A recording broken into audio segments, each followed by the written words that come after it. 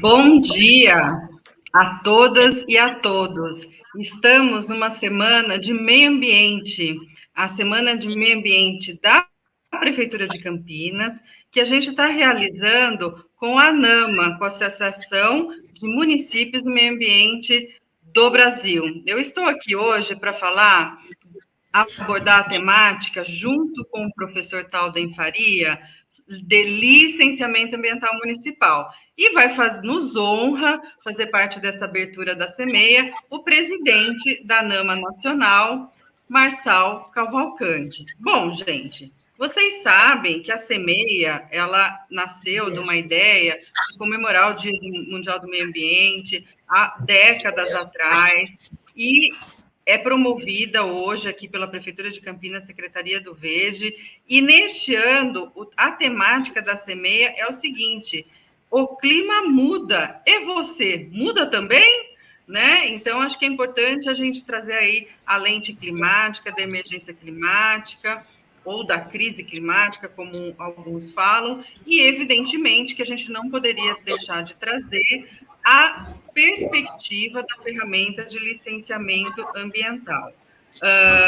Está sendo transmitida a nossa live pela página oficial da Secretaria do Verde, Meio Ambiente e Desenvolvimento Sustentável e repercutida também em todas as páginas da ANAMA. Então, a gente tem aí um ponto específico. Antes de chamar nosso ilustre palestrante, eu já passo a palavra para o Marçal Cavalcante dar a sua saudação inicial, presidente. Muito que bom que o senhor pôde participar aqui da live de Campinas junto com a NAMA. Seja muito bem-vindo. Bom dia, Andréia, bom dia a todos, bom dia, meu dileto amigo Dr. Talden Farias, um nordestino de cepa e de uma capacidade imensa de escrever tão bem sobre licenciamento ambiental e que nos dá muita segurança jurídica quando a gente segue as linhas e as diretrizes que ele coloca nos seus livros e nas suas falas e sempre nas nossas conversas particulares. Quero aqui dar um bom dia, doutora Andréia, uma pessoa que tem nos dado muita força na ANAMA, tem nos dado uma cobertura jurídica excepcional também. Quero aqui dizer que neste momento estamos no evento WBio 2022, aqui em São Paulo. Estou numa sala aqui cedida pelo pessoal do Poder e da Solange, para que pudéssemos dar essa entrada nesse instante aqui. Mandar um abraço para o Rogério e para o Mário Montovani, que estão nesse instante assinando um convênio. Quero aqui, Talden, dizer que nós temos vários amigos em comuns aí na Paraíba, o Ellison, meu dileto amigo Valber, que é um secretário de Conde, que acabei de ver aqui um bom dia dele, e dizer, André, que nós estamos muito satisfeitos de poder participar de um evento do CEMEIA, um evento da Prefeitura de Campinas, da Secretaria do Verde, e essa é a nossa política aqui na ANAMA. Ontem, na palestra, eu disse aqui ao Oliver que o que diverge já é muito. Nós temos que trabalhar no que converge e é no que nos une, porque tudo ocorre nos municípios. É característica da nossa fala sempre falar que tudo ocorre no município e nas mais belas praias do Brasil, que é em Alagoas. Então, uma boa webinar. Quero aqui ficar há um tempo que posso, porque estou nos dois eventos. Vou desligar a câmera, vou ficar ouvindo e participando. Então, a todos um bom dia, um bom evento e fiquem todos com Deus. É um prazer imenso participar, quantas vezes vocês me chamarem. Bom dia, presidente. Que bom aqui que o senhor esteve conosco, né? O senhor está dividindo dois eventos, né? A WBio aqui no estado de São Paulo e o evento da NAMA. Então, a gente agradece imensamente aí o esforço de entrar numa salinha, né, e poder participar do nosso evento, até porque o professor Talden Faria é uma sumidade na área do direito ambiental. E mais do que do direito ambiental, ele tem um olhar técnico, jurídico, sobre o licenciamento ambiental. Antes de ler o currículo dele, evidentemente que eu não posso deixar de fazer propaganda de um livro meu de cabeceira, que é do Dr. Talden Faria, que é Licenciamento Ambiental, Aspectos teóricos e práticos, porque há esse diferencial do professor Talden. Ele está em 2 universidades, eu já vou ler brevemente um pouco da trajetória profissional acadêmica dele. Embora ele esteja em 2 universidades, ele tem um olhar pragmático, um olhar mão na massa no licenciamento ambiental. Então, nós nos sentimos aqui muito honrados do Dr. Talden Farias ter aceitado esse convite e poder dialogar com a gente aqui essa ferramenta. Mas eu vou ler o currículo e já vou passar a palavra aí para o professor Talden Farias, para vocês entenderem quem está aqui dialogando com a gente. O professor Talden Farias é advogado, consultor jurídico e professor de Direito Ambiental da UFPB e da UFPE, doutor em Direito da Cidade pela URJ, com estágio de doutoramento sanduíche junto à Universidade de Paris, é membro do IAB, da Comissão de Meio Ambiente da CF-OAB e do Conselho Federal, portanto, né, da OAB, e do Conselho Consultivo da UFBAA, que é a Associação Brasileira dos Advogados Ambientalistas. Ele é coordenador do Grupo de Pesquisa Direito Ambiental e Cidades Sustentáveis. Então, o currículo do professor Talden tem tudo a ver com as lives, inclusive da NAMA, onde a gente ressalta cidades sustentáveis, onde a gente ressalta a Agenda 2030 da ONU e os ODS. Então, eu me sinto muito honrada e tenho certeza que hoje vai ser uma manhã de aprendizado da nossa equipe do Departamento de Licenciamento Ambiental de Campinas, mas muito mais aí espraiando pelos membros da NAMA e pela sociedade. Então, assim, salivando, né, de tanta emoção, eu aqui trago o professor Talden Farias e convido para fazer o uso da palavra, sua saudação inicial. E, professor Talden, eu gostaria muito de fazer perguntas para o senhor, então a gente podia aí trabalhar num bate-papo, né? Porque um monte de gente falou, o Talden Farias vai vir na live, nossa, vai. Já me deram um monte de pergunta para fazer, então eu tenho um caderninho aqui. Espero que essa live seja suficiente aí para tanta pergunta que me pediram. Ele diz assim, antes dele falar, doutor André, soldado do quartel quer serviço, aqui para a gente é assim do Nordeste. Então, com certeza. Maravilha. Bom, então eu já estou com a palavra, né? Bom, obrigado, André, a doutora André, que é a diretora jurídica da ANAMA, né? O doutor Marçal, nosso querido presidente, nosso querido amigo aí que sempre apoia as pautas do municipalismo ambiental. Ainda não estão presentes, mas já adianta aqui meu cumprimento, né?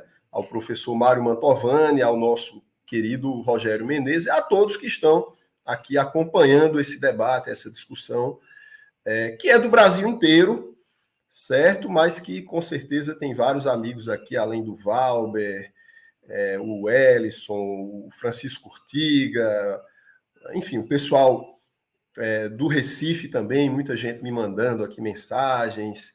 Bom, já que a ideia, André, é exatamente fazer num formato mais coloquial, mais à vontade, então eu comecei a atuar na área ambiental como advogado recém-formado em Recife, cheguei no escritório, no meu primeiro dia, Marçal, então já me passaram demandas ambientais, alegando o seguinte, todo mundo aqui tem uma especialidade, fulano é tributarista, Beltrano é empresarialista, o outro é especialista em contratos, ninguém aqui estudou nada de direito ambiental. Então, compre livros, traga as notas fiscais. E aí eu comecei.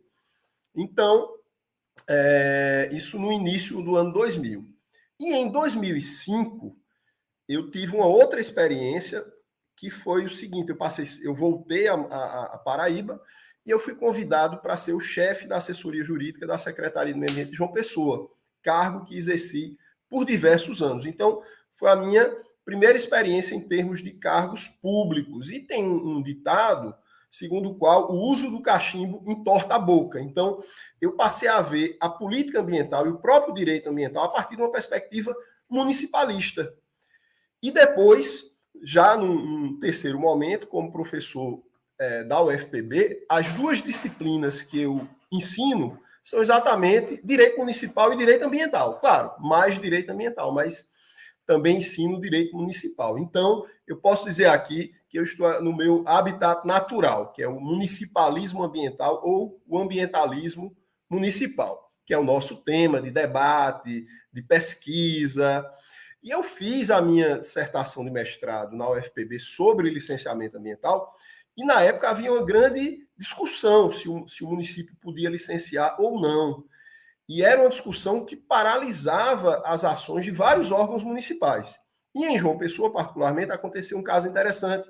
Eu era, como eu disse, o chefe da assessoria jurídica da Secretaria Municipal do Meio Ambiente, que estava começando a licenciar, na verdade, ela começou a licenciar no final da gestão do prefeito anterior, certo? Que, por sinal, voltou a ser prefeito nessa última eleição, e o Estado discordava, o Estado entendia que nós poderíamos fiscalizar, nós poderíamos aplicar sanções, mas que nós não poderíamos licenciar. E a justificativa do Estado era a seguinte, era que a Lei 6.938 não previa que o município pudesse licenciar. Até aí tudo bem, era um embate, órgão municipal da capital, órgão estadual. Mas esse embate ele tomou uma proporção muito grande à medida em que o Ministério Público, naquele momento, ele se posicionou formalmente a favor do órgão estadual do meio ambiente. Então, ele deu razão, certo? E não só deu razão, como expediu recomendação para que o município não licenciasse e para que... E chegou, nós continuamos licenciando, e aí o Ministério Público interpôs uma ação civil pública para impedir o município de licenciar. E aquilo gerou uma tensão tão grande que nós pensamos o seguinte, olha, se o MP conseguir essa liminar ou ganhar no mérito, a secretaria pode ser fechada.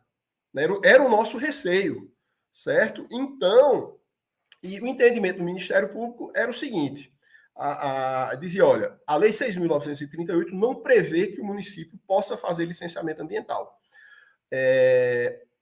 A resolução 237 prevê, mas a resolução 237 não pode tratar sobre isso, porque é uma resolução.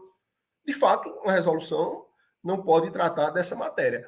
O nosso entendimento, a nossa tese era a seguinte, era que a Constituição Federal, nossa tese era muito simples, era que, de fato, não existia previsão na lei federal a respeito do licenciamento ambiental municipal. Isso aí era um fato inquestionável. Porém, existia previsão na lei municipal, certo? A lei municipal, nós temos um Código Municipal do Meio Ambiente que previa expressamente que nós podíamos licenciar as atividades de interesse local predominante. Então, do ponto de vista do atendimento ao princípio da legalidade, nós entendíamos que esse requisito estava plenamente atendido, porque não havia uma obrigação de que somente com a lei federal é que a legalidade estaria sendo contemplada.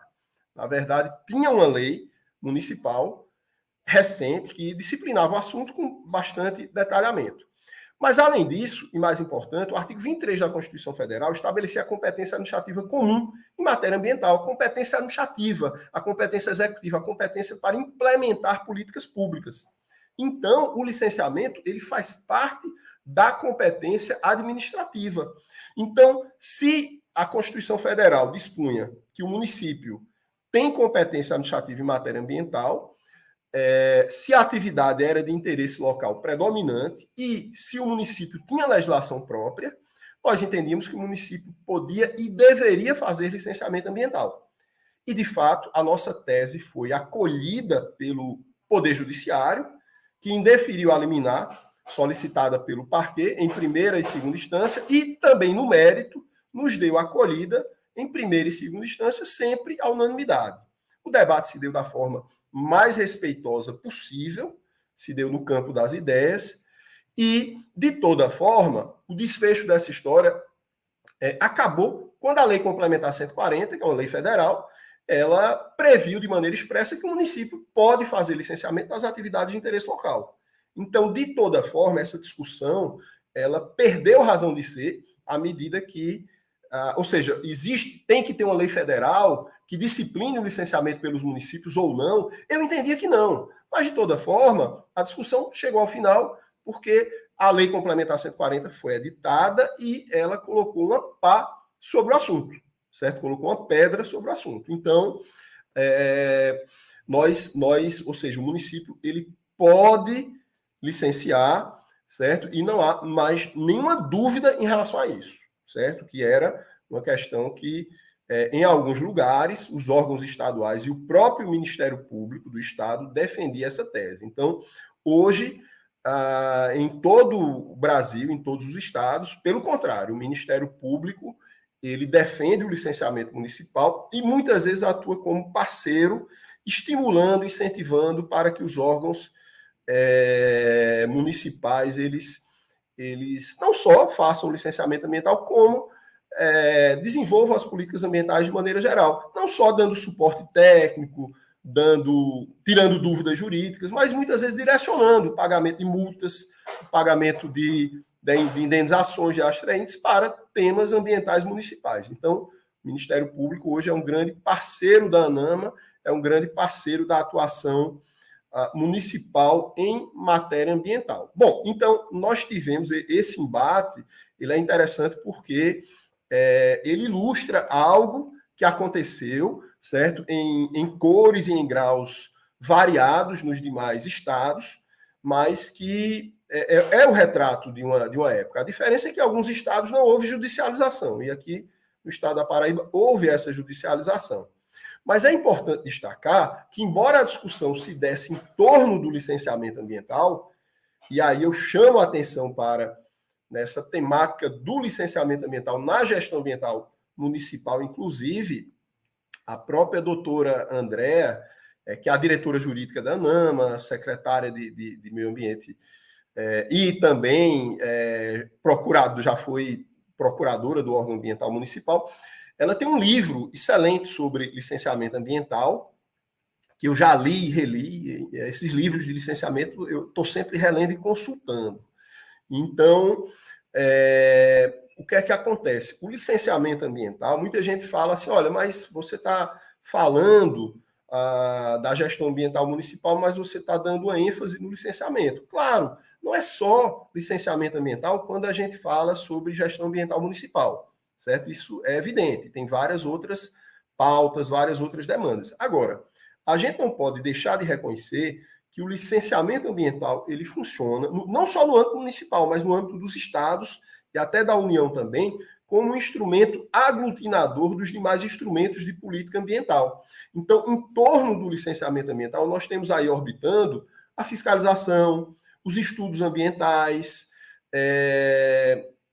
o corpo técnico, o zoneamento ambiental. Então, o licenciamento ambiental, essa ênfase que nós estamos dando aqui agora, no licenciamento ambiental, ela se dá porque, quando nós falamos em licenciamento ambiental, nós não falamos apenas em licenciamento ambiental, nós falamos na fiscalização, que é um grande problema hoje, quando um órgão ambiental ele concede uma licença ambiental e não fiscaliza, exatamente porque o licenciamento ambiental ele não acaba ali, ele continua, ele tem um prazo de validade, ele tem condicionantes. Então, o pós-licenciamento ambiental, muitas vezes, é mais importante do ponto de vista da proteção ambiental, até do que a própria concessão da licença ambiental em si.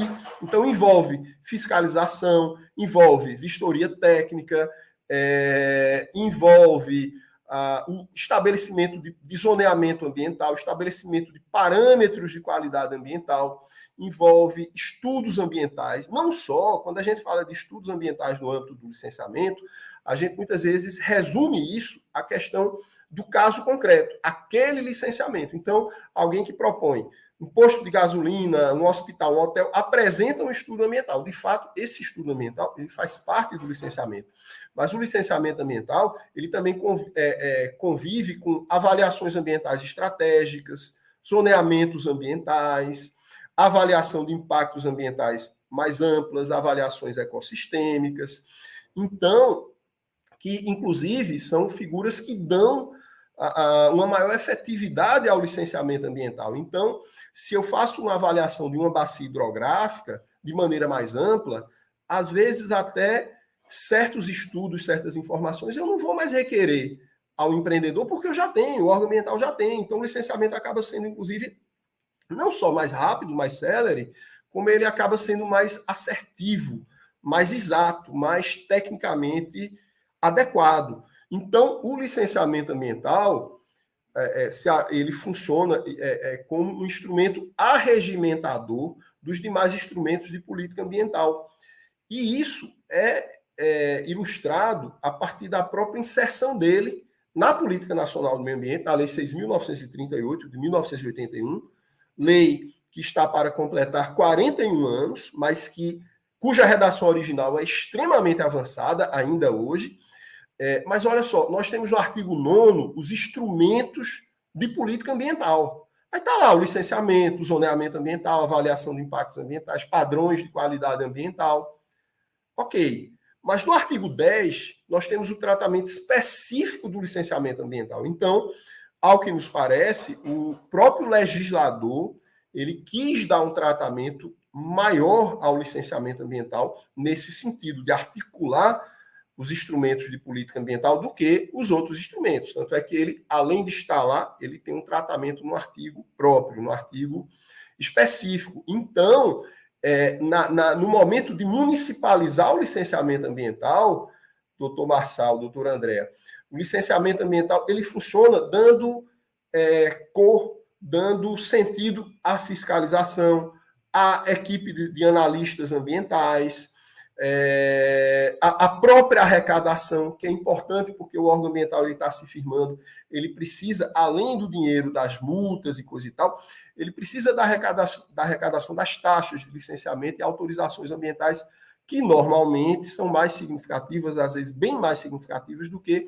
a arrecadação oriunda de multas ou de repasses ou de compensações. Então, é por isso que quando nós falamos em licenciamento ambiental municipal, claro, nós estamos falando do licenciamento ambiental em si, mas nós falamos também da gestão ambiental municipal como um todo, certo? Exatamente porque não é que eu esteja dizendo, não pode haver gestão ambiental municipal sem o licenciamento ambiental. Pode, mas seria uma gestão parcial. Mas o que é que acontece? Quando entra o licenciamento, certo? Ele dá um impulso para o funcionamento dos demais instrumentos de política ambiental. Exatamente porque ele funciona dentro desse sentido. E até os instrumentos econômicos de política ambiental, como, por exemplo, o seguro ambiental, certo? O pagamento por serviços ambientais, eles podem se relacionar com o licenciamento ambiental. A gente sabe que no âmbito nacional, o seguro ambiental ele foi feito inicialmente por exigência da ANP, no âmbito do licenciamento ambiental daquele tipo de atividade. No município, a primeira vez que se exigiu o licenciamento ambiental foi em Recife, na gestão de Mauro Buarque, que inclusive era o secretário do Meio Ambiente do Recife, mas foi presidente nacional da ANAMA também, para postos de gasolina. Então, veja que o licenciamento ambiental ele é dinâmico, ele pode incorporar outras lógicas, outras matizes. A gente pode trabalhar o seguinte, olha, aquele loteamento que tem uma área verde maior do que o que é exigido legalmente, ou aquele prédio, certo, que tem um sistema de captação da água da chuva, ou de reutilização da água residuária, certo, ou de energia solar, energia eólica. Então, ele pode ter um incentivo do ponto de vista do licenciamento ambiental, ele pode ter um selo de reconhecimento do órgão ambiental, ele pode ter o maior incentivo que tem em matéria de licenciamento ambiental não é nem desconto na taxa, que pode haver também, mas é o estabelecimento de prioridades. Então, dentro da ordem cronológica dos processos, aqueles empreendimentos que se destacarem por medidas de iniciativas sustentáveis, ecologicamente corretas, imaginem, eles vão passar a ter prioridade na análise. Então, o empreendedor ele vai se adiantar e ele vai dizer, poxa, eu vou colocar algo a mais para que o meu processo tenha o direito de passar à frente dos demais. Então, existe um caráter dinâmico do licenciamento ambiental que permite que ele dialogue com outras lógicas, que ele incorpore outras medidas, certo? Que é o que nós chamamos de caráter dinâmico do licenciamento ambiental. E esse dinamismo se dá, inclusive, muitas vezes uma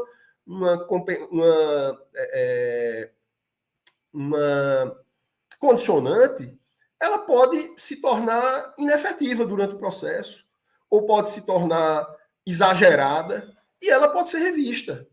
durante o curso de validade da licença ambiental, exatamente porque o licenciamento ambiental ele tem um caráter dinâmico. Bom, eu fiz essa introdução, André, não sei se você queria já falar alguma coisa ou se eu falo mais um pouco. Eu queria fazer um monte de pergunta aí para o professor. É bem interessante, né, a história, né, da municipalização do licenciamento ambiental, com muita luta, né? O professor deixou isso bem claro. Não foi presenteado o município, a gente quase que teve que fortalecer a gestão ambiental a fórceps dentro da tripartição das competências, né? Ainda bem, o professor frisou, que tem a Lei Complementar 140, que resolveu o assunto, falou que é da União, que é do Estado, que é do município. E aí eu já vou fazer uma propaganda que está no Prelo, um livro do professor Talden, comemorando aí, né, um aniversário da Lei Complementar 140. Então, gente, vai sair o livro, ele coordena, tem bastante gente bacana que escreveu. Licenciamento ambiental municipal é um dos tópicos também desse livro, então fica aí também a dica para essas questões. Mas, professor, é o seguinte, eu vou começar pela primeira pergunta, né? Qual é a sua visão sobre o licenciamento ambiental em nível local? A sua harmonia com outros instrumentos, que não, o senhor falou muito do fortalecimento da gestão ambiental, mas os outros instrumentos que não sejam necessariamente ambientais. Como o senhor é um estudioso das cidades, né? Essa questão do ambiental, do urbanismo, a gente sabe que tem aí, não só no licenciamento, mas ainda tem uma lacuna, né, da questão urbana, da questão ambiental. Qual que é a sua experiência, já que você é um estudioso das cidades e da área? Como que o senhor vê em nível, se existe cases, né, casos, em nível nacional, como que se dá essa comunhão da gestão ambiental para a gestão urbanística? Porque a gente sabe que o urbanismo também é muito importante, né, para a sustentabilidade dos municípios. Então, essa é a primeira pergunta. Maravilha. Gostei da lembrança. Sobre o livro, né? Nós estamos organizando um livro sobre os 10 anos da Lei Complementar 140.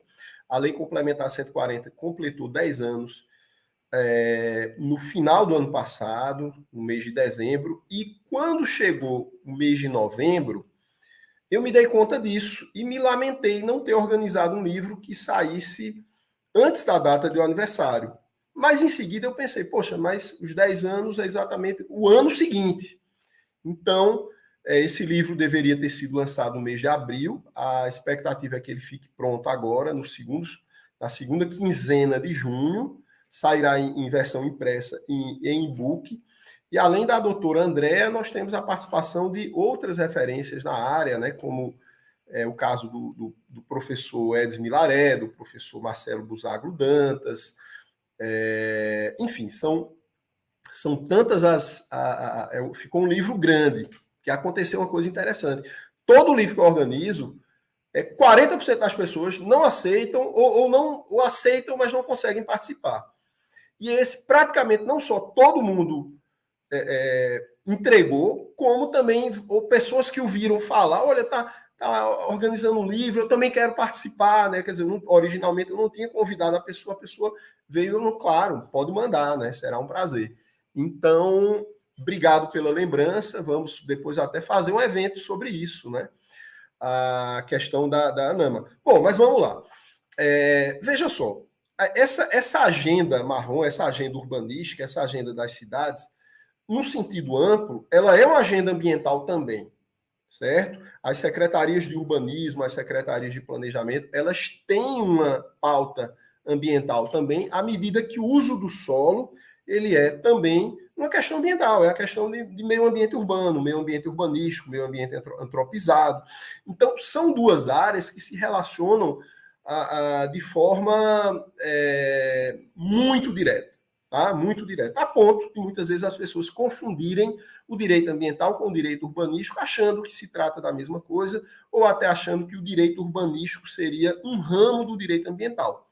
De fato, em parte, existe uma sobreposição de objetos e objetivos, nessas duas áreas, mas essa sobreposição não é completa. Tanto é que, vez por outra, existe um choque nessas discussões, exatamente porque o direito urbanístico ele tem uma questão, no Brasil especialmente, nos países em desenvolvimento especialmente, que é a questão do direito à moradia. Ele tem uma questão social um pouco mais aflorada do que o direito ambiental. Então, essa discussão da regularização fundiária, por exemplo, que é uma discussão de direito ambiental e de direito urbanístico, o olhar do juiz ambientalista é um pouco diferente do olhar do juiz urbanista, que tem uma propensão maior a flexibilizar a legislação ambiental para regularizar essas áreas. Bom, mas tentando ser mais didático em relação a essa questão do urbanismo, a questão do uso do solo, eu queria lembrar o seguinte: nós falamos muito de licenciamento ambiental, mas existe também um procedimento tão importante quanto, que é o licenciamento urbanístico. Então, em tese, toda construção, toda demolição, toda reforma, bem como toda localização do empreendimento, ela é precedida de uma licença urbanística, que é a licença de demolir, licença para reformar, para construir, para ampliar, para funcionar, no caso em se tratando de atividades comerciais, é o habite-se da casa, do prédio, por meio do qual o município atesta que aquela construção foi executada de forma correta, de forma adequada. Então, tem algumas questões que, por vezes, são discutidas pelos órgãos ambientais que poderiam ser incorporadas pelo licenciamento urbanístico. Então, muitas vezes, uma casa, por exemplo, o órgão ambiental municipal... Taldi, licença aí. Aqui no município do Pilar, a gente tem uma parceria com o Tributos e com as outras secretarias, que só sai qualquer construção no alvará e no habites se fizerem primeiro o pedido ambiental. Ela sai conjuntamente, alvará e habites com o ambiental. A gente já faz isso há muito tempo aqui. Perfeito, perfeito. Essa lembrança é muito interessante, porque houve casos em que a Secretaria de Meio Ambiente concedia a de planejamento ou de urbanismo negava, ou vice-versa. E aí a matéria era levada ao Poder Judiciário e muitas vezes o juiz dizia: olha, como pode o mesmo município, na sua administração pública direta, negar e conceder? Então, às vezes, o juiz que não tem uma formação maior na área ambiental, na área urbanística, ele se confundia, porque são institutos distintos. Então, é importante haver esse diálogo, exatamente para não haver uma chancela de um órgão e a negativa do outro. Sendo importante dizer o seguinte, que, na verdade, você, para fazer, por exemplo, sei lá, o posto de gasolina, você tem que ter a licença ambiental e a licença urbanística. Então, se você tem um e não tem o outro, aquilo não lhe dá direito. Então, é um falso argumento que muitas vezes a parte levava e induzia o magistrado em erro. Então, são coisas distintas. Como, por exemplo, na atividade minerária, eu tenho que ter a licença ambiental, mas eu tenho que ter também a chancela da ANM ou do Ministério das Minas e Energia, a depender do caso. No caso do posto de gasolina que eu falei, eu tenho que ter a autorização da ANP, além da licença ambiental, além do alvará de funcionamento, que é a licença urbanística. E por aí vai. Então, de acordo com a atividade, eu vou ter de ter 1, 2, ou 3, ou 4, ou até 5 chancelas do poder público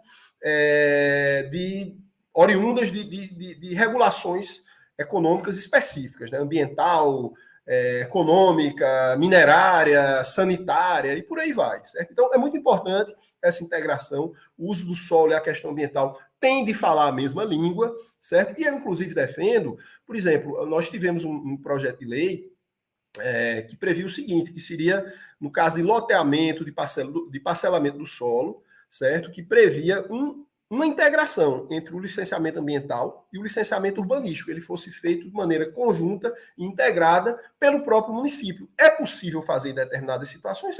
Quando a competência do licenciamento ambiental for do município, ele pode fazer no mesmo ato o licenciamento ambiental e o licenciamento urbanístico, certo? Então, isso em algumas situações é interessante, especialmente quando a gente tem condomínios, loteamentos, condomínios de lotes, desmembramento, essas questões que têm uma feição urbanística mais evidente. Então, é possível. Outra coisa, muitas vezes o órgão ambiental municipal ele exige uma licença ambiental da construção de uma casa em razão da questão da fossa séptica, em razão da questão dos resíduos gerados, né, do RCD, resíduo de construção civil e demolição. Então, eu penso que nessas situações também pode haver uma integração. O mesmo ato do licenciamento ambiental e do licenciamento urbanístico resolver aquele tipo de situação para facilitar a vida do cidadão e fazer com que ele não tenha de dar entrada em dois procedimentos, em dois processos administrativos distintos. É uma possibilidade que o município pode fazer, certo? Bom, deixa eu só falar mais alguma coisinha. 2 minutos, deixa eu dizer que eu vou me ausentar e vou me despedir já, mas vou deixar aqui Não faça isso, desafio porque a você. o pessoal vai se retirar. A gente quer sua presença até pelo o fim. amor de Deus. Eu estou aqui no evento WBio e o Oliver mandou um chamadozinho aqui. É o seguinte, lá em Alagoas, né, eu estou em São Paulo, lá em Alagoas está havendo uma rebelião dos municípios. Seguindo a orientação do Valber lá com aquela lei de Conde, os municípios aqui estão entrando nas câmaras municipais, inclusive a nossa, e estamos resgatando o licenciamento total para os municípios. E quem quiser que vá fazer a inconstitucionalidade da lei. E aqui, com o aval do Ministério Público. O Ministério Público de Alagoas entende que o município é apto a licenciar tudo. Essa era só a minha contribuição para você nos ajudar, que eu já citei, inclusive aqui, que tinha que lhe procurar para que a gente fizesse com os 14 municípios que estão rebelados, uma conversa com você. E o presidente da ANAMA estadual lá. Viu? Um abraço. Verdadeira insurreição. Quer dizer que o Valber já está promovendo aí uma verdadeira revolução. Não, é interessante falar isso, eu falo brincando, não, uma insurreição, uma revolução, mas olha só, se a gente, assim, fugindo um pouco do tema, se a gente pega as rebeliões, as revoluções que aconteceram no Brasil, elas se deram, em grande parte, em razão do sufocamento dos poderes locais. Então, havia uma centralização, certo? E aí o município, o Estado, ele não tinha poder.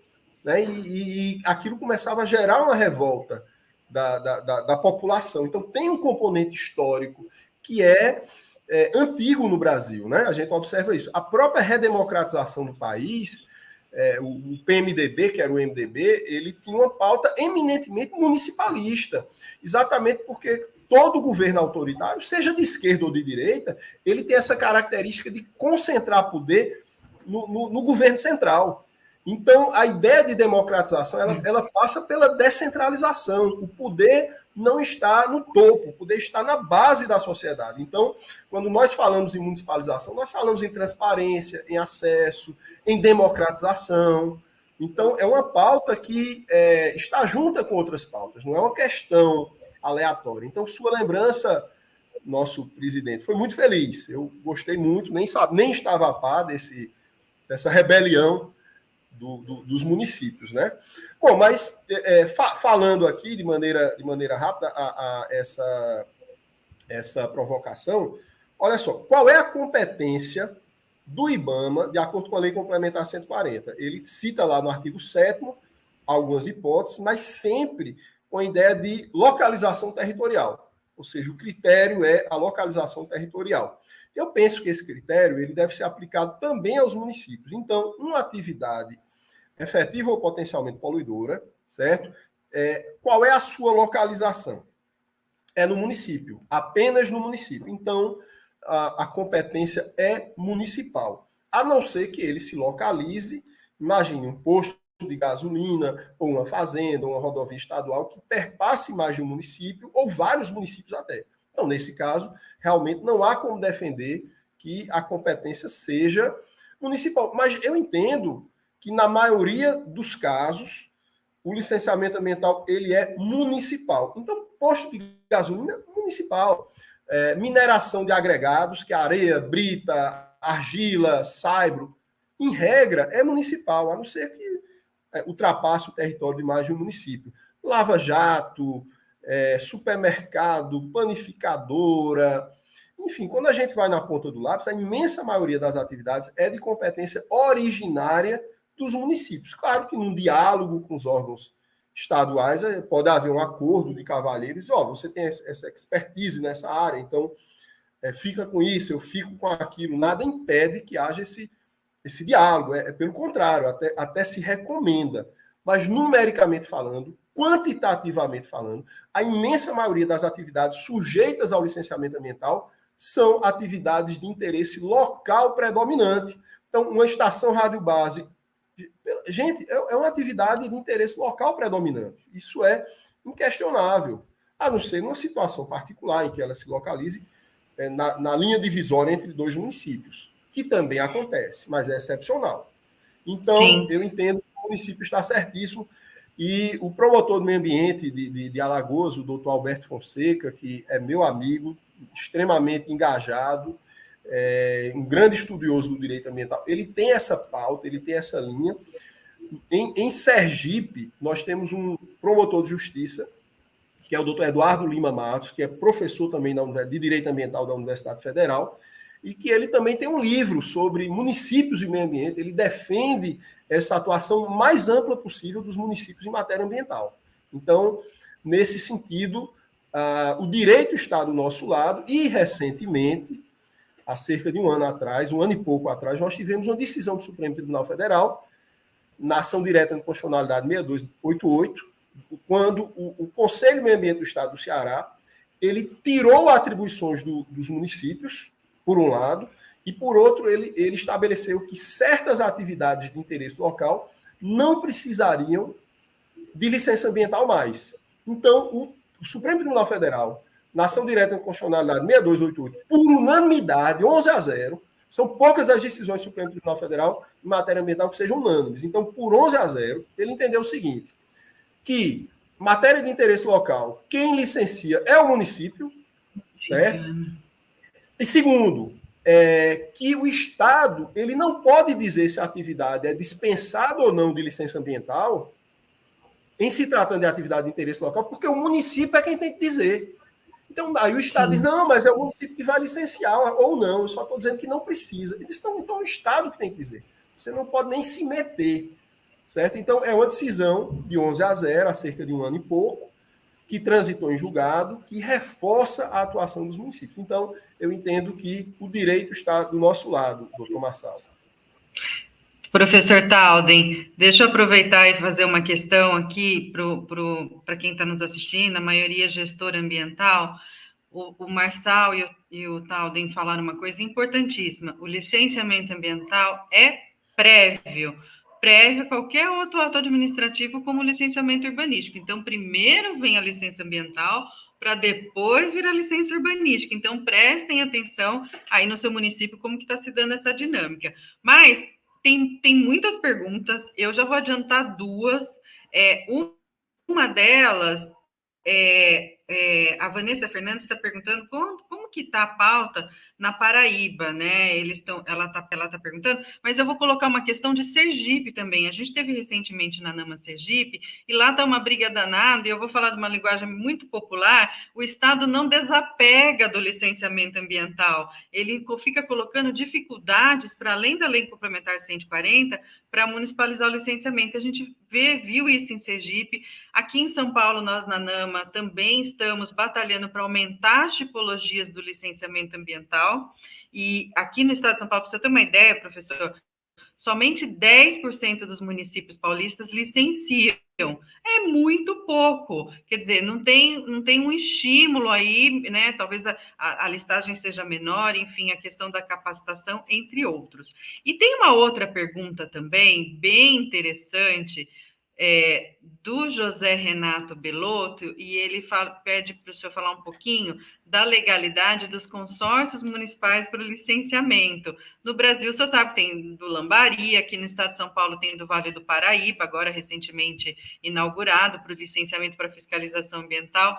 Eu, particularmente, sou entusiasta da figura do consórcio, eu não sei se o senhor é também, mas eu acho que muito válido aí essas questões, né, do estique-puxa, da briga das competências, né, entre os entes federados, Acho que é a primeira e a segunda do consórcio. Viu que tem muita pergunta. O senhor está preparado para ficar aqui até 1h da tarde, professor? Maravilha, vamos lá, vamos lá.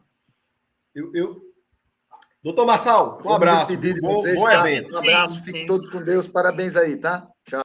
Obrigado. Obrigado por tudo. Bom, vamos lá, né? Foram várias questões levantadas, vários questionamentos. Acaso eu me esqueça de alguma delas, por favor, me relembre, tá? Bom, o que é que acontece? Quando a Lei 6.938, 1981 foi editada, eu sempre falo, né? Olha, a lei passou a prever o licenciamento em âmbito nacional, porque tinha um decreto-lei estadual do Rio de Janeiro, de 75, tinha uma lei de 76 em São Paulo, enfim, mas nacionalmente começou com a Lei 6.938. E aí, o que é que acontece? No dia seguinte, os órgãos estaduais começaram a fazer o licenciamento, a se preparar. Houve uma verdadeira revolução. Não foi assim. Certo? O que aconteceu foram 10 anos, tinham órgãos que já licenciavam, tinham órgãos que realmente, tinham estados onde o órgão estadual, após a edição da lei, o Estado começou a organizar o órgão ambiental. Teve lugares que o Estado passou mais de 10 anos para criar órgão ambiental. Teve lugar que passou 20 anos, inclusive. Então, isso foi acontecendo gradualmente, porque, como diz o poeta Carlos Drummond de Andrade, poeta de Itabira, né, cidade do ferro, então os lírios não nascem da lei. Então não previu, está previsto na lei, então tem uma questão política, fática, econômica. Então a gente sabe que essa questão dos municípios ela é um processo histórico, que, claro, começa nas capitais, começa nos municípios maiores, porque eles dispõem de uma maior estrutura técnica, financeira, política. Então é natural que isso se dê dessa maneira, certo? Bom, então o primeiro ponto que eu queria destacar é o seguinte: o município tem competência originária para licenciar as atividades de interesse local.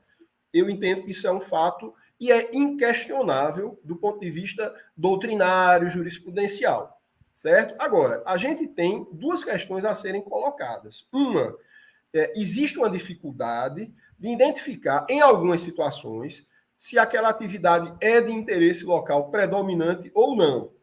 Certo? Isso é um fato. Então, por exemplo, eu sei que uma padaria, que uma casa de show de menor porte, no meu caso, um posto de gasolina, uma estação rádio base, uma lavanderia, eu sei que tudo isso um restaurante, eu sei que tudo isso é interesse local inquestionável. Mas tem situações onde existe uma certa discussão, existe uma certa dúvida. Por exemplo, tem gente que diz, olha, hospital, uma coisa é uma clínica médica, mas um hospital, e aí não seria estadual? Tem essa discussão. E aí, a Lei Complementar 140, ela cria a figura das comissões tripartites, porque cada estado, o Brasil é um país de dimensões continentais, então cada estado ele tem uma realidade econômica, social, ecológica diferente. Às vezes, no próprio estado, a gente tem biomas diferentes, Mata Atlântica, Caatinga e Cerrado, e Floresta Amazônica, Pantanal, Cerrado, Mata Atlântica, tá entendendo? Então, fora a diferença do ponto de vista social. Então, a ideia é que possa haver uma negociação entre os 3 níveis federativos. O Brasil é uma federação de 3 níveis, né? Estado, município e União. Então, que eles possam dialogar e fazer acordos, fazer deliberações, fazer termos de cooperação. Então, por quê? Porque, no caso concreto, muitas vezes a gente identifica, vamos dizer assim, situações jurídicas indeterminadas. Claro, por exemplo, eu defendo que no caso da situação jurídica indeterminada, em razão da incidência do princípio da subsidiariedade, que é um princípio oriundo da ciência política, que, na dúvida do exercício de uma atribuição entre Estado e município, entre União e Estado, então deve-se privilegiar, deve-se priorizar a esfera de poder mais próxima da população. Tem um livro muito interessante sobre isso, que é o livro do Dr. Paulo José Farias, um juiz do Distrito Federal, uma obra maravilhosa sobre competências ambientais. É uma obra que já tem 20 anos de lançada, mas é maravilhosa. Recomendo a leitura, é extremamente atual ainda hoje, apesar de não tratar da Lei Complementar 140. Então, ou seja, nós temos de ter também um caráter negocial, porque em certas situações. No caso concreto, nem sempre tudo vai ser branco no branco e preto no preto, certo? Além disso, existe a figura do consórcio público. Então, que foi previsto na Lei Complementar 140, está inserida na Constituição Federal por meio de emenda. Nós temos uma lei que disciplina a figura do consórcio público, mas ainda assim a Lei Complementar 140 fez questão de colocar como um dos seus instrumentos a figura do consórcio. Qual é a ideia do consórcio? A ideia do consórcio é o seguinte: são municípios com dificuldade em termos, não só em termos econômicos, que a gente pensa no município menor, e o nosso raciocínio se dá todo em termos de capacidade financeira, que é uma realidade, certo? A gente sabe que a grande maioria dos municípios tem dificuldades financeiras. O município é o ente pobre da federação, como regra geral, certo? E aí nós temos uma diferença. Nós temos o município de São Paulo, que por si só é mais rico que a maioria dos estados brasileiros, que quase todos os estados brasileiros, certo? E nós temos o município de pequenos municípios do sertão paraibano, da zona da mata de Minas Gerais, do Vale do Jequitinhonha, que realmente não tem condição para nada. E às vezes, olha só, além do problema econômico, muitas vezes um município, por exemplo, eu conheço o caso de municípios que instalaram seu aterro sanitário heroicamente e não conseguiam um engenheiro sanitário. Aí dizem, olha, ele ganha 10 mil reais na capital, eu ofereço 15, mas ele não quer sair da capital. Aí eu ofereço para ele não ficar a semana toda. Ele tem que ficar 3 dias aqui. Ou seja, eu já flexibilizo o regime de trabalho dele. Ele aceita, mas na primeira proposta, ganhando menos, ele volta para a capital. Então, assim, é uma dificuldade em termos de recursos humanos, em termos de informação, em termos de... Então, os municípios, eles têm uma dificuldade que vai além da questão financeira, embora a questão econômica seja, de fato, a principal questão. E aí, quando a gente tem a possibilidade de criação de um órgão ambiental intermunicipal, por meio de consórcio público, a gente tem aí um rateio de despesas. E aí, por exemplo, se um órgão ambiental, se um município não consegue pagar um biólogo, um ecólogo, um engenheiro ambiental, um advogado ambiental, sozinho, porque realmente é uma estrutura cara, mas se são 10 municípios rateando, ele vai conseguir fazer aquilo, certo? De maneira integrada. E a vantagem é o seguinte, é que o licenciamento... Olha só, uma atividade licenciada, por exemplo, eu faço um loteamento, tá? Um condomínio fechado, enfim, um condomínio edilício. Eu vou registrar no cartório de imóveis, o cartório de imóveis exige o licenciamento ambiental. Então, muitas vezes, a gente tem, nas cidades menores, empreendimentos imobiliários que não conseguem se registrar, aí não conseguem dar bens em garantia, aí não conseguem financiamento do banco público, não conseguem financiamento do banco privado, exatamente por conta da irregularidade ambiental, que se torna também uma irregularidade bancária, registral, notarial, aí vai acontecendo um monte de coisa exatamente porque tem a dificuldade de chegar na capital, tem a dificuldade de chegar nos lugares mais distantes. Então, eu cito aqui o caso de Petrolina, na gestão do ex-secretário Geraldo, era Geraldo Souza, ele era secretário de planejamento e por uma reivindicação do empresariado local, o prefeito criou a Agência Municipal do Meio Ambiente. Por quê? Porque ele disse, olha, qualquer problema não tem como a gente ir ao Recife, de Petrolina, para resolver problemas, despachar com um gestor, com um servidor do órgão ambiental, tratar alguma questão com a assessoria jurídica do órgão ambiental, enfim. Então, é interessante que haja. Agora, o fato é o seguinte, aí eu queria destacar também, porque tem municípios que não têm estrutura para fazer a gestão ambiental e que sozinhos jamais terão, porque é um município pobre. Tem município que não consegue pagar. Claro, eu estou falando dos municípios mais pobres da federação. Eles não conseguem pagar um médico para estar lá. Então, a primeira necessidade dele. Então, evidentemente, esse município sozinho, ele não vai fazer licenciamento ambiental. E se disser que faz, ele não vai conseguir fazer, porque ele não tem estrutura. Então, o consórcio público, ele viabiliza a gestão ambiental regional. E aí eu queria destacar aqui os exemplos do estado do Rio Grande do Sul. O Rio Grande do Sul, quase 100% dos municípios fazem licenciamento ambiental. O estado de Santa Catarina avançou demais no licenciamento municipal, especialmente na gestão do colega advogado Alexandre Walter Reitz, que desenvolveu um excelente trabalho. Veja só, ele era gestor da Fátima, né, que mudou o nome, que era a Fundação Ambiental do Meio Ambiente de Santa Catarina, um dos órgãos ambientais mais antigos do Brasil, e ele era o principal defensor da descentralização da gestão ambiental. No estado do Espírito Santo, o governador ele promoveu medidas para incentivar a descentralização, inclusive com capacitação técnica, com suporte jurídico, com verba. Olha, você quer criar um órgão ambiental? Eu vou abrir um edital aqui para você acessar dinheiro para ter um 4x4, para fazer fiscalização, para comprar decibelímetros que estejam de acordo com a legislação atual, e por aí vai. Então, é importante que tenha esse apoio. E eu queria destacar também a figura do ICMS ambiental, ICMS socioambiental, como uma figura para incentivar a municipalização da gestão ambiental, quer seja fazendo com que o município crie áreas ambientalmente protegidas, certo? As áreas protegidas, tem muito município que cria também unidades de conservação, ou parques urbanos, ou ambas, né? As coisas. Na questão da erradicação dos lixões e também da instauração ou da adesão a aterros sanitários, e também com a criação de órgãos ambientais municipais. Então, deve-se direcionar uma fatia maior da parcela do ICMS destinada aos municípios os municípios que fazem a gestão ambiental, para que todos descentralizem essa gestão. Afinal de contas, o lema da política ambiental é exatamente agir, pensar globalmente, mas agir localmente, porque a nossa atuação ela é local, ela é no nosso entorno. A ideia de meio ambiente é exatamente isso, aquilo que nos é vizinho, que nos circunvizinha, que nos é ambiente, que nos é entorno. Então, nós influenciamos no nosso meio que está mais próximo, certo? Então, queria destacar isso daí. Achei excelente essa consideração a respeito dos consórcios. Acho que é o futuro da gestão ambiental.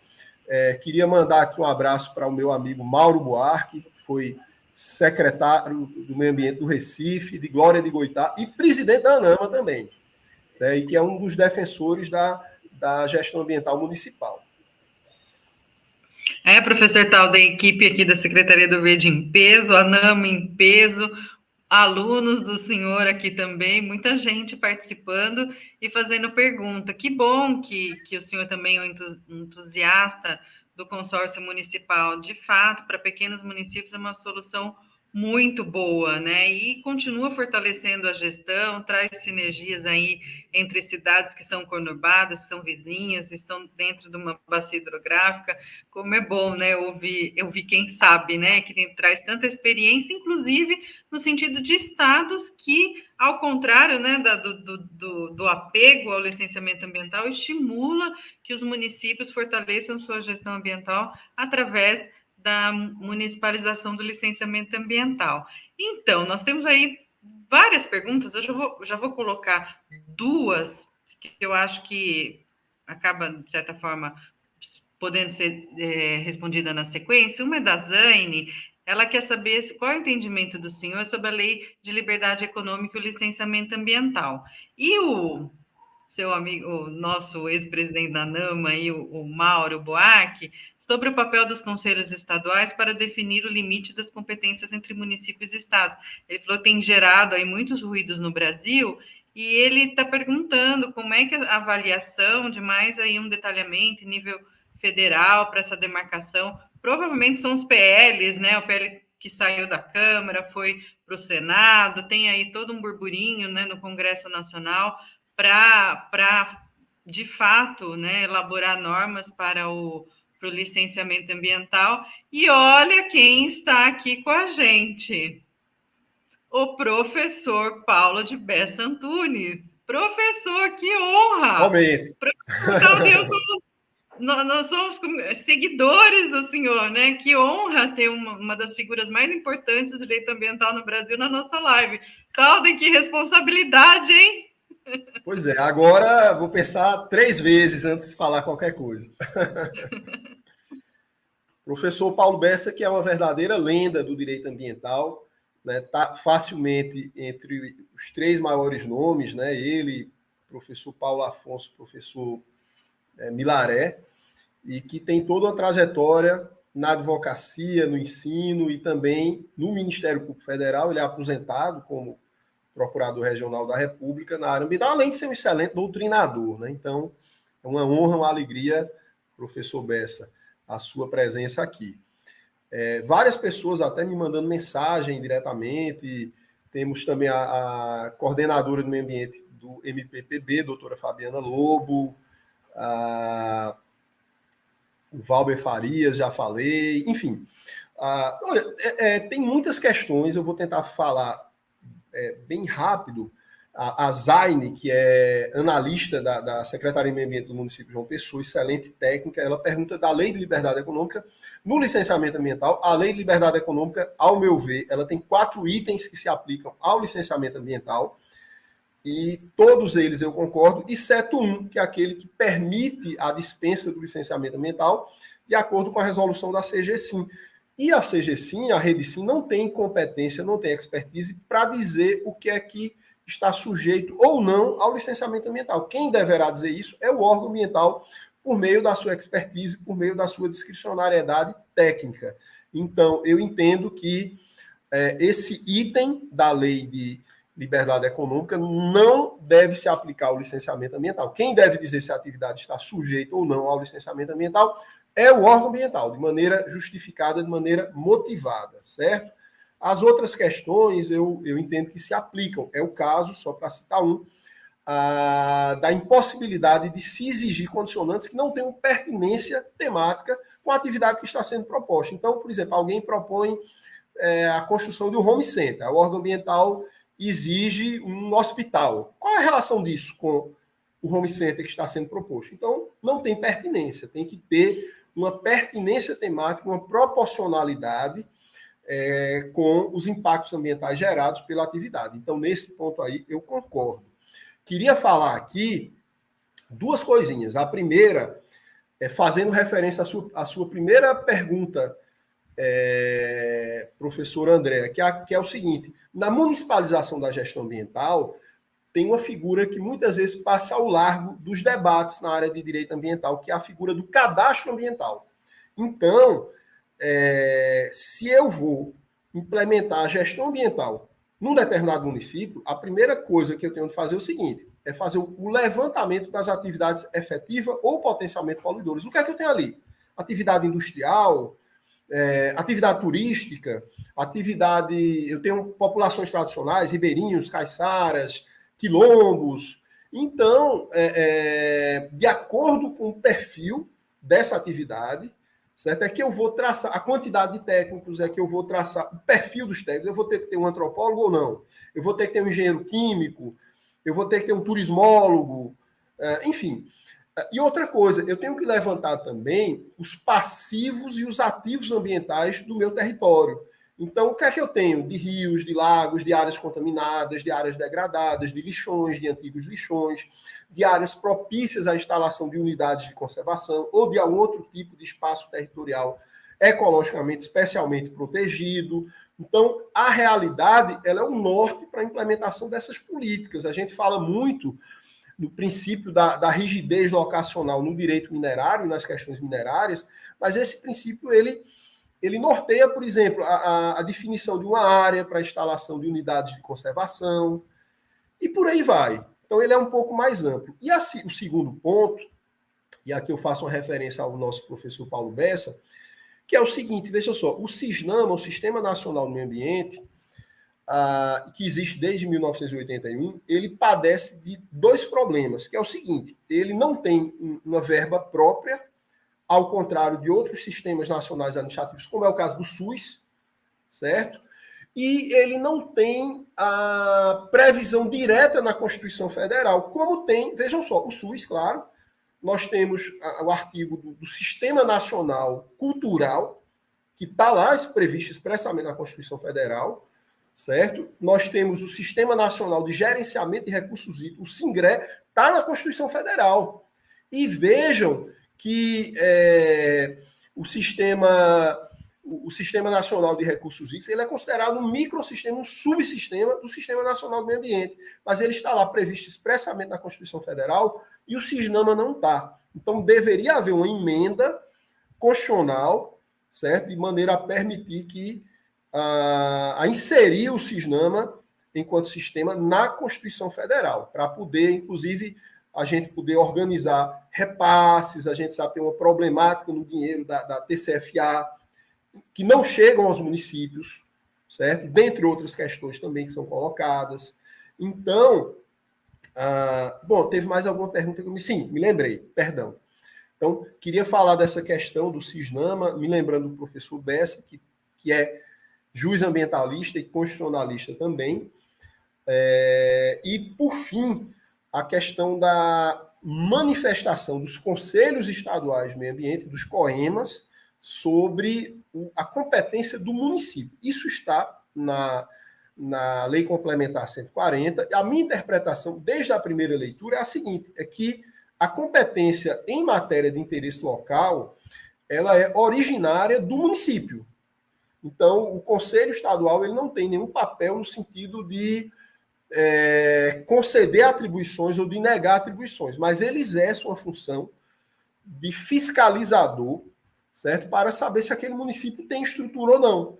Na verdade, essa fiscalização ela pode e deve ser feita pelas Cortes de Contas, pelo Ministério Público, por qualquer cidadão, certo? Mas o Ministério Público, mas o Conselho Estadual do Meio Ambiente, assim como o próprio órgão estadual do meio ambiente, assim como o próprio IBAMA, enfim, assim como um outro município vizinho, ele, assim como qualquer cidadão, ele pode verificar e pode denunciar, acaso ele entenda que não há as condições técnicas para que aquele licenciamento ambiental seja feito, certo? Então,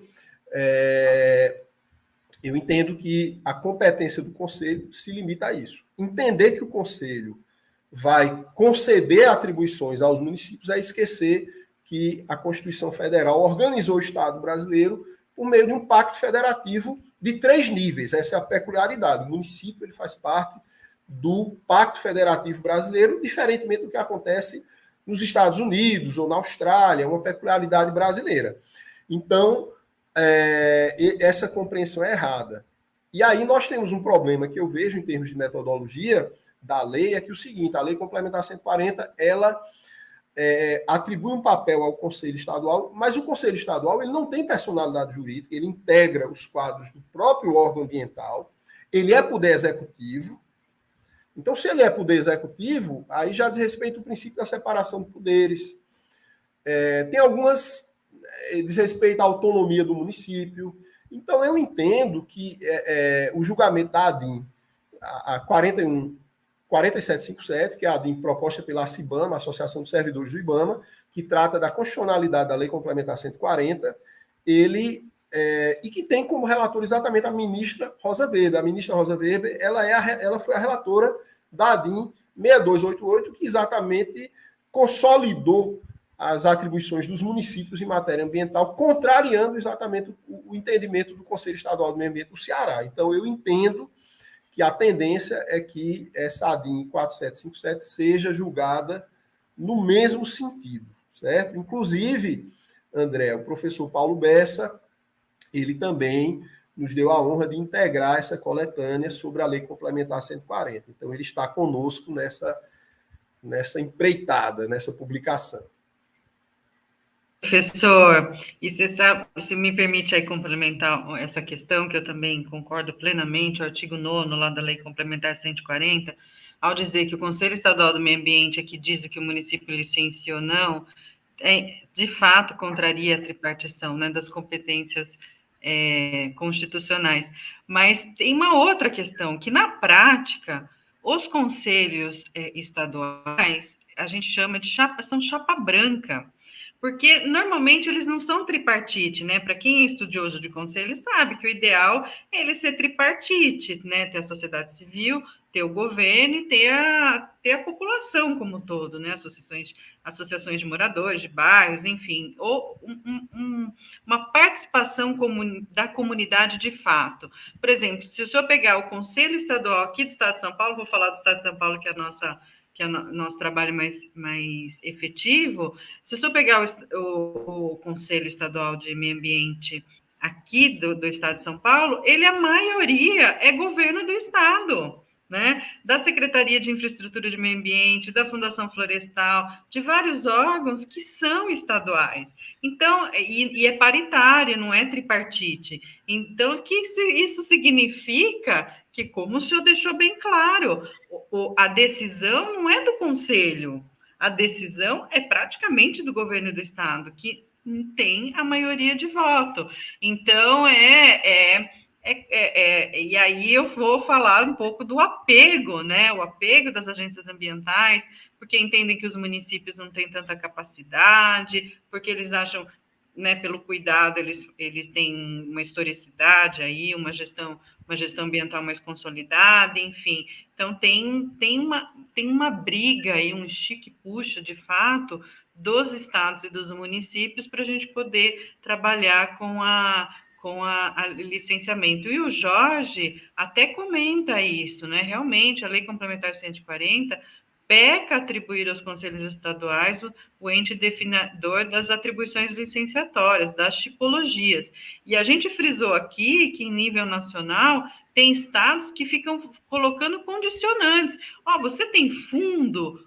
Quantos servidores você tem que ter 10, tem que ter 20, tem que ter 15, ou o seu conselho está lá funcionando há 20 anos, há 15 anos, há 5 anos, começa a ter uma coxa de Penélope, né, de condicionantes, para que o município nem sempre consiga aí atingir tantos degraus para iniciar, né, para ser estimulado e iniciar o seu licenciamento ambiental. Então, essa é uma realidade que o senhor destacou, que nós precisamos municipalizar o licenciamento ambiental. E aí, o Mauro também cita, essa querela é decorrente da ausência de um CONAMA forte e representativo. E sobre participação comunitária, né, professor Talden, a ministra que o senhor citou, a Rosa Weber, né, teve a liminar lá do CONAMA, trazendo a sociedade civil de novo para o CONAMA. Quer dizer, a NAMA agora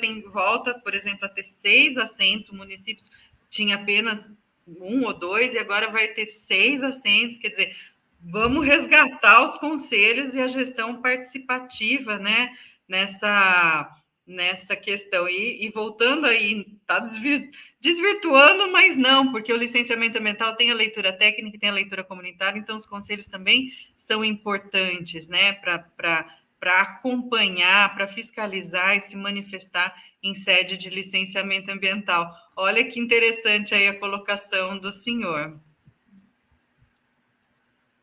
E Maravilha. temos mais perguntas. Eu estou vendo muita pergunta, Vanessa, o Jorge.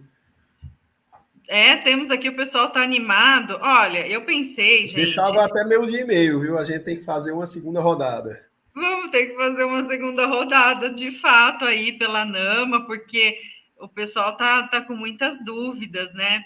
Eu queria aproveitar, né, fazer uma questão aí provocativa, até por conta dos PLs que estão tramitando na Câmara, né?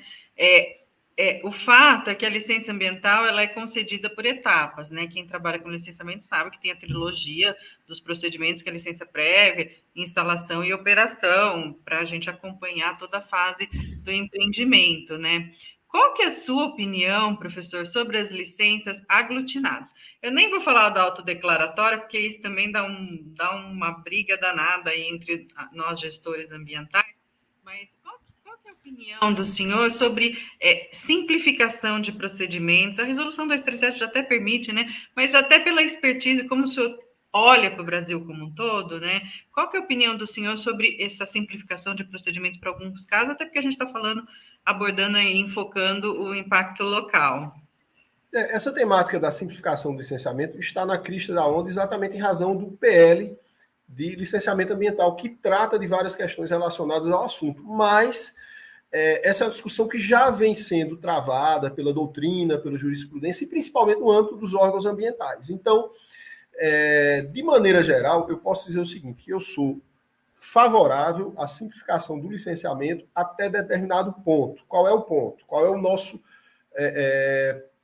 limite em relação a isso. O limite é a perda ou a possibilidade de perda da qualidade ambiental. Então, eu acho que a simplificação ela é bem feita, certo? Desde que o controle ambiental não seja reduzido ou deixe de existir. Então, por exemplo, a aglutinação de fases, em princípio, eu acho que é possível, certo? Por exemplo, LP conjunta com LI, LI conjunto com LO, dependendo da atividade, dependendo do porte e potencial poluidor da atividade.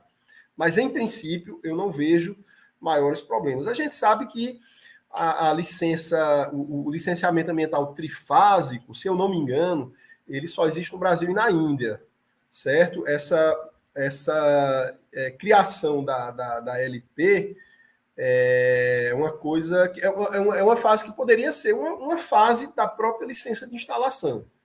Então, é algo que pode ser discutido. Então, por exemplo, tem medidas de simplificação do licenciamento que, na verdade, nem seriam medidas de simplificação, seriam um cumprimento da legislação. Eu quero licenças ambientais com prazo mais estendido, prazo mais amplo, né? Então, e aí já está previsto na lei, já está na resolução 237, na verdade, né? O artigo 19, né? Então, tem certas medidas que o próprio órgão pode implementar sem nenhuma alteração normativa, tem outras que exigem alteração normativa, não necessariamente uma lei, a depender do caso, e tem situações que realmente exigem uma lei. Mas, em princípio, porque, olha só, nós temos algumas lacunas na nossa política ambiental. Uma das principais, é exatamente a falta de uma presença mais forte do poder público em matéria ambiental no âmbito local. É sobre isso que nós estamos tratando. Nós temos também um problema de falta de coordenação de informações e de integração de informações em matéria ambiental no âmbito federal, estadual e municipal. É uma coisa que é generalizada. Então, nós precisamos coordenar, integrar e proferir políticas e medidas a partir dessas informações. Então, é uma outra lacuna que nós temos. Uma outra lacuna que nós temos é o seguinte, é um excessivo olhar na figura do poder de polícia em matéria ambiental. Então, ele é importante, ele é nosso carro-chefe, mas ele pode ser dosado para que os instrumentos econômicos de política ambiental eles tenham um espaço maior dentro da nossa política ambiental. A questão do uso da tecnologia também é outra lacuna, né? Licenciamento ambiental eletrônico, uso de drones, uso de satélite. Então, a gente precisa pensar essa política ambiental como um todo. Então, de fato, nós podemos simplificar o licenciamento ambiental, certo? Mas com muito zelo para não matar a galinha dos ovos de ouro, para não jogar a cesta com a criancinha também, entendeu? Então, só para dar um exemplo, tivemos uma decisão recente do Supremo Tribunal Federal, que nós não tivemos ainda acesso ao acórdão, mas que proíbe o licenciamento ambiental automático, o licenciamento ambiental autodeclaratório, certo? Então, em princípio, por essa decisão do Supremo, aí entra exatamente a questão da LAC, né, que começou no estado da Bahia, quando o Eugênio Spengler, né, era o gestor ambiental lá da Bahia, e que se irradiou para outros municípios e outros estados, e que está presente, inclusive, na minuta do PL geral de licenciamento ambiental. Então, de fato, é algo controverso. Eu sou a favor do licenciamento ambiental automático na renovação. Em determinadas situações, na renovação, quando não há alteração do escopo do licenciamento ambiental. Aí sim nós podemos pensar no licenciamento autodeclaratório. Bom, estão chegando aqui duas sumidades, né? O professor Rogério Mantovani, que tivemos a honra de receber na Paraíba recentemente, e também o doutor Rogério Menezes, que também já prestigiou nossos eventos aqui, da ANAMA, da Paraíba, foi nosso presidente da ANAMA, então sejam bem-vindos aqui. É isso aí. Enquanto o Rogério liga o microfone dele, né? Bem-vindo, Rogério Menezes, secretário do Verde, Mário Mantovani, diretor de Relações Institucionais aí da ANAMA. Que bom que a ANAMA está aqui com a gente, né? Em peso. O presidente Marçal abriu o evento, vocês vão fechar. Gente, esse assunto da LAC, ela é preocupante, né? Ela tem que ter um balizamento, e eu convido vocês a participar de revisitar uma live nossa da NAMA sobre a LAC. Eu acho que o professor colocou alguns alertas aí que são importantes, que simplificação é ótimo, uso de tecnologias melhor ainda, acho que quanto mais a nossa gestão for eficiente, a gente ganha no desenvolvimento das cidades, a cidade precisa ser próspera economicamente, então o licenciamento também tem que ser uma ferramenta indutora de desenvolvimento, só que o desenvolvimento é sustentável, né? Tem que proteger os nossos recursos ambientais. Pessoal, então eu vou passar aí a palavra, viu, professor, para o Rogério Menezes e para o Mário Mantovani, fazer suas considerações. Olha, eu vou contar uma coisa para vocês, Mário e Rogério, antes da fala. Até o professor Talden Farias entrou na nossa live. Tem gente muito boa aqui da NAMA, professor Paulo Bessa. Mas, professor Bessa, até um dos pais do direito ambiental entraram na nossa live. Eu e o professor Talden estamos até com medo que a gente vai falar de tanta responsabilidade. Muito legal. Muito bom dia. Muito bom dia a todos e a todas. Cumprimentar toda a equipe técnica, na pessoa da doutora Andréa Struckel, nossa vice-presidente da ANAMA São Paulo, diretora de licenciamento ambiental da Prefeitura de Campinas, da Secretaria do Verde. Agradecer a toda a equipe de suporte, ao Leandro, a todo mundo que está trabalhando e não aparece aqui, né, na nossa atividade virtual. Uma satisfação, professor, tê-lo aqui com a gente. E a gente está numa correria monumental aqui. A Semana do Meio Ambiente de 2022 teve 123 atividades. Está tendo, né? Acabamos de sair aqui da apresentação do Coral, primeira nota, mais de 250 alunos, inclusão de alunos da rede pública através da música, no saguão da prefeitura, e acabamos de, através do prefeito Dário Saad, homenagear o Mário Mantovani, mais 6 personalidades, né, professores da Unicamp, com o prêmio Professor Dr. Paulo Nogueira Neto, em homenagem pelos relevantes serviços prestados à gestão ambiental brasileira. Então, professor Talden Farias, muito obrigado pela sua presença, pela sua contribuição com a gente hoje. E, na verdade, eu queria ouvir o Mário aqui para dar uma contribuição sobre esse momento, né? O Mário ficou emocionado ali há pouco, viu, André? Foi uma decisão aqui de incluí-lo nessa homenagem, que eu acho muito justa. Conversei rapidamente aqui com a equipe, falando, não podemos perder uma oportunidade dessa, de homenagear o Mário, que há 30 anos milita na Mata Atlântica, SOS Mata Atlântica, um dos fundadores da Associação Nacional Municípios de Meio Ambiente, lá na segunda metade dos anos 80. Então, a gente não podia perder essa oportunidade. Como você falou, né? Faz 50 anos da Conferência de Estocolmo. Estocolmo mais 50. Rio mais 30. Mário Mantovani mais 40. Fala um pouco aí para a gente, Mário. Bom, é uma alegria muito grande. Então, eu estive aí nessa nossa Paraíba, maravilhosa, foi fantástica a conversa com o pessoal da SUDEMA e de um pessoal que tem aí, talvez, o primeiro plano municipal de Mata Atlântica do Brasil foi o nosso de João Pessoa. Você nos ajudou com todo o time da Secretaria e eu acho que é o que a gente está fazendo. Hoje, essa homenagem foi realmente uma grande surpresa, mas eu dizia aqui na reunião que a gente está, talvez, no momento mais sérios da história do meio ambiente no Brasil. De desmonte total das boiadas, como a gente está falando, e vir para um município como esse de Campinas, que tem uma bela estrutura, vir para um município como todos os outros que fazem parte da ANAMA, que estão ali fazendo a resistência no campo, no dia a dia, daqueles que realmente fazem acontecer o meio ambiente, é muito importante. E o prêmio Paulo Nogueira Neto, que eu acho que é talvez uma das coisas mais... esse reconhecimento não é para mim, mas é um reconhecimento daquilo que foi criado em 81, que é do CISNAMA, as competências, os conselhos de meio ambiente. Hoje nós tivemos aqui a presidente do Conselho de Meio Ambiente. Se nós não tivermos o CISNAMA estruturado, nós não vamos ter nunca mais a questão ambiental no Brasil. Ela é a espinha dorsal de tudo. Aquilo que acontece em Brasília, que, aliás, não acontece mais em Brasília, mas nos estados a gente consegue avançar. Eu estou aqui pela Fundação Florestal, eu que sou voluntário também, como os conselheiros que estão nos municípios fazendo a sua parte, e depois a gente tem os municípios com a ANAMA fazendo posicionamentos com a doutora Andréia, com a sua ajuda, com todos os nossos parceiros, para que a gente possa, em nome daquele que está lá no licenciamento, na ponta, dizer, olha, não vai ter licenciamento de boiada acontecendo se não for ouvido o município, se não tiver uma certidão de uso do solo, se não tiver um Conselho de Meio Ambiente atuante. Então, o nosso esforço é muito nesse sentido.